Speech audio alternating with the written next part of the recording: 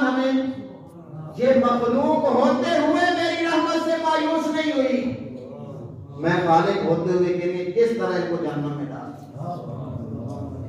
یہ ہے وہ اللہ، یہ جو ہے وہ رحمان اللہ۔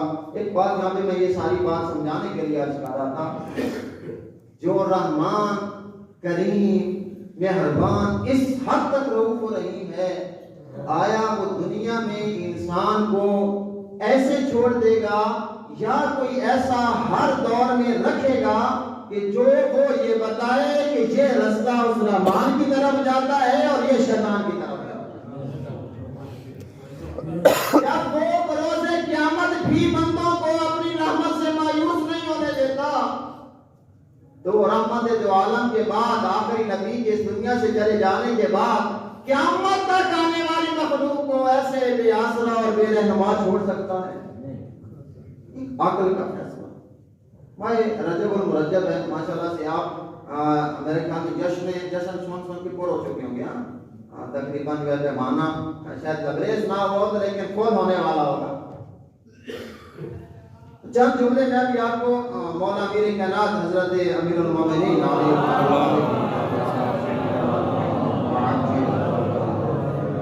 جتنے ہیں خوش قسمت آپ لوگ ہیں، خوش نصیب ہیں آپ لوگ کہ جن کو خداوند متعال نے ایسا امام عطا فرمایا، ایسا رہنما عطا فرمایا، ایسا لیڈر عطا فرمایا جس کی ولادت کے لیے رحمان نے اپنے گھر کو خاص کیا۔ اور کسی کو یہ حدیث کے اندر جملہ موجود ہے کہ آپ کی ولادت سے پہلے اور آپ کی ولادت کے بعد قیامت تک کوئی ایسا نبی بھی اس گھر میں پیدا نہیں ہوا۔ کسی نبی کو ایک میں بات اگر کہہ دوں، اگر آپ کا وہ ہمارا عقیدہ رسالت اور بعید ماشاءاللہ سے ایسے فٹ ہوا تو یہ بات سمجھ آئے گی، یہ وہ فضیلت ہے جو حضرت رسول اکرم کو بھی نصیب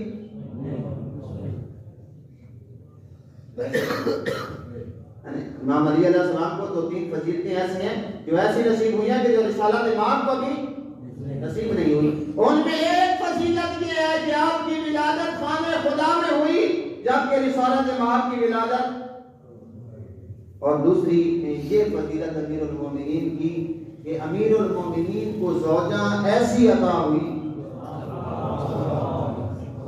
کہ ایسی زوجہ نبی کو بھی نہیں نصیب۔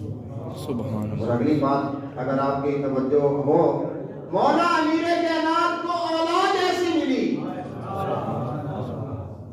ایسی اولاد اور ایسی اولاد ملی کہ اولاد امیر کائنات کی تھی، لیکن خداوند متعال نے قرآن مجید کے اندر یہ ارشاد فرمایا وَمَنْ حَاجَكَ فِيهِ مِنْ بَعْدِ مَا جَاءَكَ مِنَ الْعِلْمِ فَقُلْ تَعَالَوْا نَدْعُ أَبْنَاءَنَا وَأَبْنَاءَكُمْ وَنِسَاءَنَا وَنِسَاءَكُمْ وَأَنفُسَنَا وَأَنفُسَكُمْ ثُمَّ نَبْتَهِلْ فَنَجْعَلْ لَعْنَةَ اللَّهِ عَلَى الْكَاذِبِينَ۔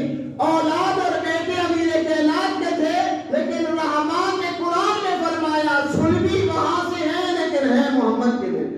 اللہ اکبر، سبحان۔ میں نہیں کہہ رہا، یہ سورہ آل عمران تھا کہ دیکھیے کیا بات ہے، پر یہ آیت موجود ہے ابناءنا و ابناءکم، رسالت امام فرما رہے ہیں ہم اپنے بیٹوں کو لائیں گے اور ان کے بدلے میں کون لے گئے؟ وہ امیر کائنات کے فرزندان یزید ابن کعنب، یہ راوی ہے اس حدیث کا، یہ کہتا ہے کہ ہم بیٹھے تھے اور عباس ابن عبد المطلب بھی خانہ خدا میں بیٹھے تھے اور بنی ہاشم کے اور بھی چند لوگ وہاں پر بیٹھے تھے خانہ خدا میں، اور ہم نے دیکھا کہ خانہ خدا کے اندر یہ بات بھی ہمارے کم از کم اگر بزرگ نہ سمجھے تو یہ نوجوان طبقہ جو خصوصاً کالج یونیورسٹی میں پڑھتے ہیں، خصوصاً میں ان کے لیے عرض کر رہا ہوں کیونکہ میں خود یونیورسٹی کی زندگی گزار چکا ہوں، مجھے پتہ ہوتا ہے کہ وہاں پر کیا مشکلات نوجوان کے لیے ہو سکتی ہیں اور کون سے سوالات وہاں پر اٹھائے جا سکتے ہیں۔ وہاں پر یہ کہتے ہیں کہ ہم بیٹھے تھے اور بیٹھنے کے بعد ہم نے تھوڑی دیر کے بعد دیکھا کہ خانہ خدا کے اندر حضرت فاطمہ بنت اسد سلام اللہ علیہ داخل ہوئی، اور داخل ہونے کے بعد خانہ خدا کا طواف کیا اور زیارت کی، اور زیارت کرنے کے بعد ہاتھ جو ہے وہ بلند کیے اور ہاتھ بلند کر کے فرمایا کہ اے میرے رحمان اللہ، اے میرے مہربان خالق، میں فاطمہ بنت اسد اقرار کرتی ہوں کہ میں تیرے گزشتہ تمام انبیاء پر ایمان رکھتی ہوں، اور میں حضرت ابراہیم علیہ السلام کی بتائی ہوئی شریعت پر عمل کرتی ہوں، میرے اللہ میں تمام رسولوں کا اقرار کرتی ہوں، میں حضرت ابراہیم علیہ السلام کا بھی اقرار کرتی ہوں۔ یہاں روک کر میں ایک جملہ آپ کو جس کے لیے میں نے ریکویسٹ کیا آپ لوگوں کو، وہ یہ ہے کہ قرآن مجید کا یہ فیصلہ ہے کہ کوئی مومن عورت کسی کافر یا مشرک سے شادی نہیں کر سکتی۔ یہ قرآن مجید کا کیا فیصلہ ہے؟ قرآن مجید کے اندر آیات میں موجود ہے اس قسم کی کہ کوئی مومن عورت کسی کافر یا مشرک سے شادی کی اس کو اجازت نہیں، اور کسی مومن مرد کو کسی کافر یا مشرک عورت سے بھی شادی کرنے کی اجازت نہیں۔ آئیے تھوڑی یہاں پر دیکھیے، ایک لمحہ مرو کر یاد کریں کہ اگر حضرت ابو طالب مومن اور مسلمان نہ تھے، جیسا کہ کچھ لوگوں کا یہ نظریہ اور عقیدہ، اور یہ مشکل ہماری یونیورسٹی اور کالج میں جانے والے اسٹوڈنٹوں کو میرے خیال میں بہت زیادہ ہوگی، وہاں پر بہت زیادہ اس حوالے سے بحث کی ہیں، اور اکثر اوقات وہ تفاسیر بھی وہی پڑھائی جاتی ہیں جس کے اندر یہ نظریہ موجود ہوتا ہے۔ اگر حضرت ابو طالب مومن اور مسلمان نہ تھے، یہاں پر حضرت فاطمہ بنت اسد جب اقرار کر لیں کہ اے میرے اللہ، میں تیرے گزشتہ تمام انبیاء پر بھی ایمان رکھتی ہوں، حضرت ابراہیم علیہ السلام کی بتائی ہوئی شریعت پر بھی عمل کرتی ہوں، تیرے سبحانہ خدا پر بھی ایمان رکھتی ہوں، وہاں پر یہ جو یزید ابن کہنہ بیٹھا ہے، جہاں اور بہت سارے بنی ہاشم کے جوان بیٹھے ہیں، جہاں عباس ابن عبد المطلب بیٹھے ہیں، وہاں پر انہوں نے یہ سوال اٹھانا تھا، یہ تو ایک کافر اور مشرک کی بیوی ہے، یہ کیسے کہہ رہی ہے کہ میں تیرے نبیوں پر ایمان رکھتی ہوں؟ یہاں سے یہ بات ثابت ہو جاتی ہے اور ہوتی بھی ہے کہ وہاں پر بی بی فاطمہ حسن کا یہ اقرار فرمانا اور کرنا کہ میں تمام انبیاء پر ایمان رکھتی ہوں، یہ گویا ایسے ہی ہے جیسے وہ بتا رہی تھی قیامت تک آنے والے لوگوں کو، قیامت تک آنے والے لوگوں کو کیسے نہ بتاتی، ماں بھی تو حیدر اقرار کی تھی نا۔ صلوات پڑھیے محمد اللہم صلی علی محمد وآل محمد۔ لہذا یہاں پر اگر ان کا یہ کہنا اور یہ فرمانا کہ میں ایمان رکھتی ہوں تمام نبیوں پر، یہ بات ثابت ہوتی ہے کہ حضرت ابو طالب فقط مسلمان نہ تھے بلکہ مومن کامل تھے، مومن کامل تھے، فقط مسلمان نہ تھے۔ اور آگے یہ ارشاد فرمایا میرے اللہ تجھے میں واسطہ دیتی ہوں اس کا جو میرے شکم میں ہے۔ اگر توسل دینا حرام ہوتا اور وسیلہ دینا حرام ہوتا، یہ بات بھی تھوڑی سی سمجھنے والی ہے، اگر ہمارے پاس اتنا وقت نہ ہو۔ اگر دنیا میں جانے کے بعد کسی کا وسیلہ دینا شرک ہے تو اس کا دنیا میں آنے سے پہلے وسیلہ دینا یہ شرک نہیں ہے؟ فرض کریں ابھی میرا بیٹا پیدا نہیں ہوا، میں اللہ کی بارگاہ میں اس کا اللہ کو واسطہ دے سکتا ہوں؟ اگر جانے کے بعد نہیں دے سکتے تو آنے سے پہلے بھی تو نہیں دیا جا سکتا۔ اگر آنے سے پہلے دیا جا سکتا ہے واسطہ تو پھر جانے کے بعد بھی دیا جا سکتا ہے واسطہ۔ تو وہاں پر یہ ارشاد فرمایا میرے اللہ جو کچھ میرے بدن میں ہے مجھے اس کا تجھے واسطہ دیتی ہوں کہ میری اس مشکل کو میرے لیے آسان ہے۔ وہاں پر یہ یزید ابن کہنہ کہتے ہیں ہم نے دیکھا جہاں پر دروازہ تھا، دروازے کو قفل لگا ہوا تھا یعنی تالا تھا، اس کی دوسری سائڈ پر ہم نے دیکھا کہ دروازے کے بعد جو پچھلی سائڈ تھی وہ شک ہوئی۔ یہ ایک بات بھی آپ کی توجہ کی ملحوظ بات ہے، عورتیں ویسے بھی بزدل ہوتی ہیں، فطرتاً بزدل ہوتی ہیں۔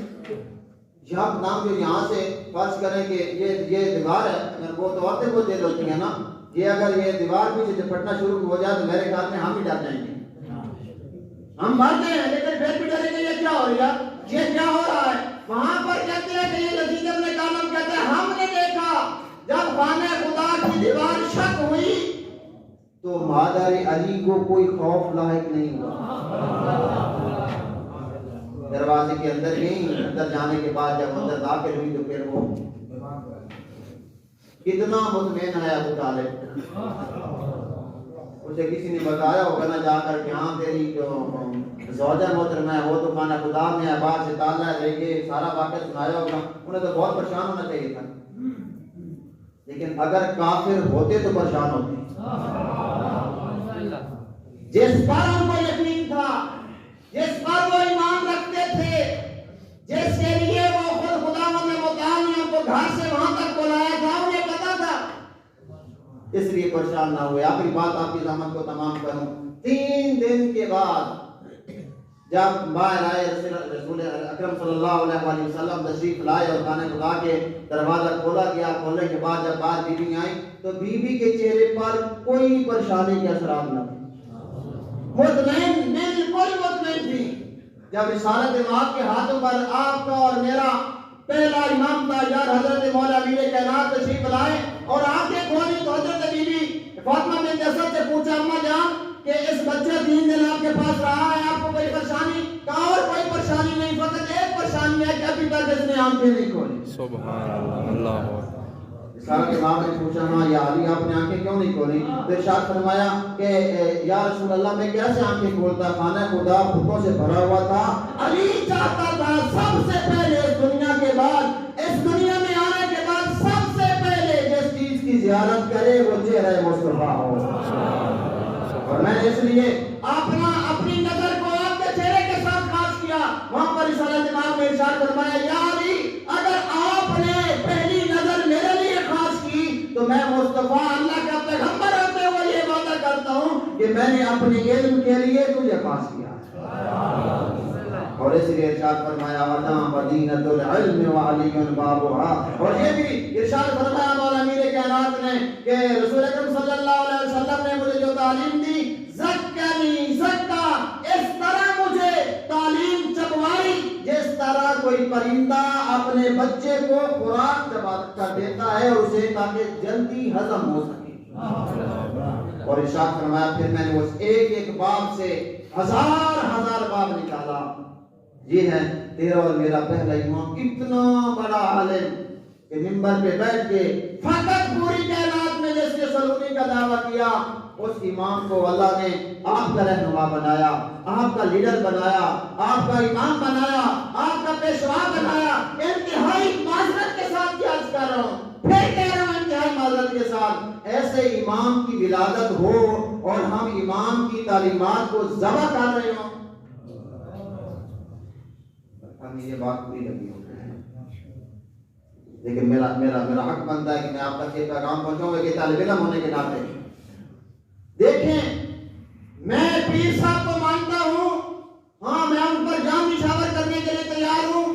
پیر صاحب کہتے ہیں مزمل عباس آئیں یا تھوڑا سا میرا یہ گھٹنا دبائیں, میں کہوں پیر صاحب مجھے یہ کام نہیں ہوگا.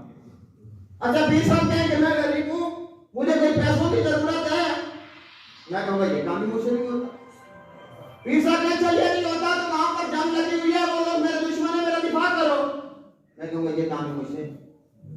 اپنے ایمان سے بتائیں یہ بندہ واقعی اس پیر صاحب کا مرید ہے؟ جو وہ پیر صاحب کہہ رہے ہیں وہ کام تو سے ہوتا نہیں. اچھا وہ پیر صاحب کہتے ہیں یار یہ مقام یار سے نہیں ہوتے, یہ شراب پینا چھوڑ دے, وہ کہتے ہیں مرید میں آپ کا پکا ہوں لیکن یہ کام بھی مجھ سے. اچھا یہ نہیں ہو سکتا کل پرسوں آپ نے اپنے بچے کی شادی کر دی ہے نا تو وہاں پر جو ہے یہ طبلے اور ڈھول اور ناچ گانا یہ نہیں کرنا, کہیں برادری ہے سارا کام تو یہ بھی ہو سکتا ہے. آپ اپنی اکیلے بیٹھ کے یہ سوچیے گا, آپ اپنے ایمان سے بتائیں یہ پیر صاحب اگر کہیں چلے جائیں تو اس بندے کی سفارش کریں گے؟ جو کام یہ کہہ رہا ہے پیر صاحب وہ مرید سے تو مرید صاحب کہتے ہیں یہ کام ویسے نہیں ہوتا لیکن میں آپ کا مرید پکا ہوں. یہ کہنا ٹھیک ہے اس کا. مولا امیر علیہ السلام تو یہ فرماتے ہیں کہ امام جعفر صادق علیہ السلام یہ ارشاد فرماتے ہیں نظر آتے ہیں, شیعتنا یفرحون لفرحنا ویعزون لحزننا. ارشاد فرمایا ہمارا شیعہ وہ ہے جو ہماری خوشی میں خوش ہو, ہماری غمی میں غمگین ہو. انتہائی معذرت کے ساتھ میرے پاس اتنا ٹائم نہیں ہے, خوشی کا میں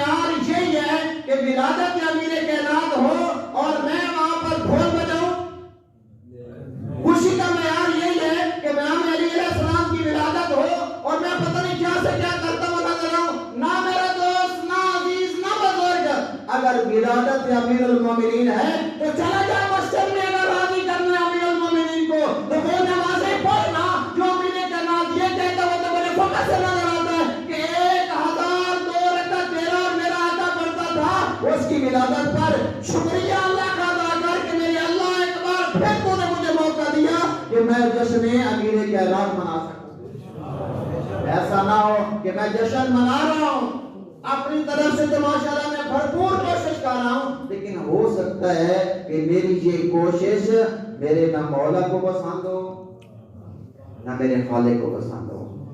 بسم اللہ الرحمن الرحیم، انا اعطیناک الکوثر فصل لربک وانحر ان شانئک هو